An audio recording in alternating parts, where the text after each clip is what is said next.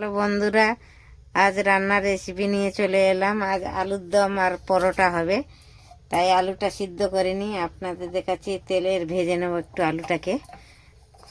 কড়া গরম হয়ে গেছে, তেল দিয়ে দিয়েছি, তেলটাও গরম হয়ে গেছে। আলু দিয়ে দিচ্ছি,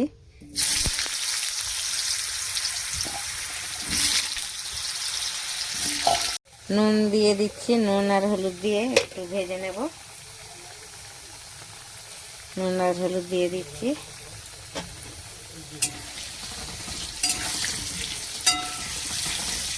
এবার একটু ঢেকে দেব। আলুটা একটু সিদ্ধ হলে তারপরে দেব। আলুটা ভালো করে ভেজে নিয়েছি, এবার আলুটা তুলে নিচ্ছি।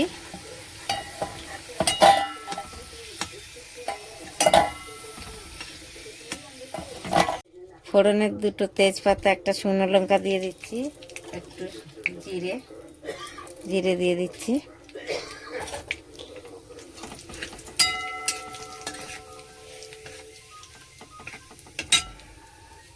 এবার দিয়ে দেবো পেঁয়াজটা কুচিয়ে রেখেছি, পেঁয়াজ দিয়ে দেব।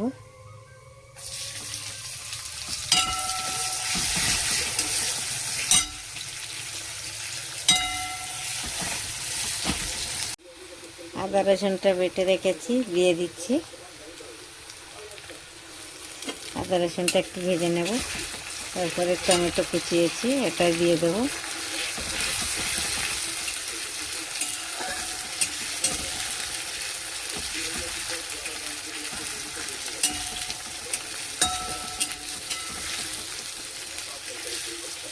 আদা রসুন ভাজা হয়ে গেছে, এবার টমেটোটা দিয়ে দিচ্ছি। টমেটো কুচিয়ে রেখেছি, এটা দিয়ে দিচ্ছি।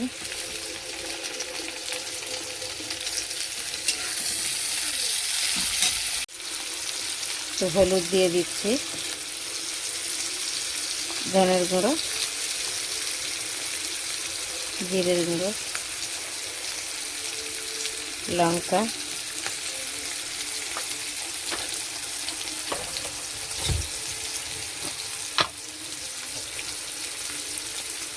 পরিমাণ মতো নুন,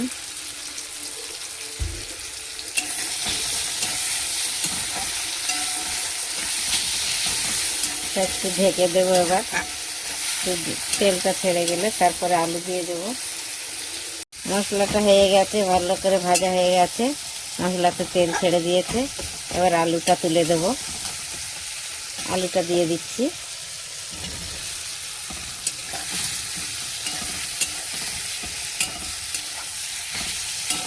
আলুটা দিয়ে আবার আরেকটু ঢেকে দেব, ভালো করে মশলাটা হবে, আলুটাও সিদ্ধ হয়ে যাবে।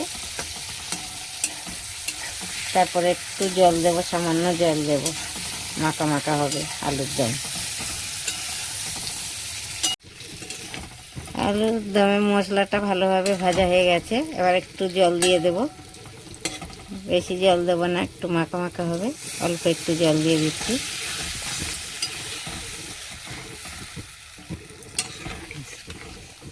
আবার একটু ঢেকে দিচ্ছি, একটু ভালো করে ফুটে গেলে নামিয়ে নেব। আলুর দম হয়ে গেছে, খুব সুন্দর হয়েছে, কালারটা খুব দেখুন। আপনারাও এমনি করে বানিয়ে খাবেন, আলু না সিদ্ধ করেও ভালো লাগবে। ভালো লাগলে লাইক, কমেন্ট, শেয়ার করবেন। ধন্যবাদ।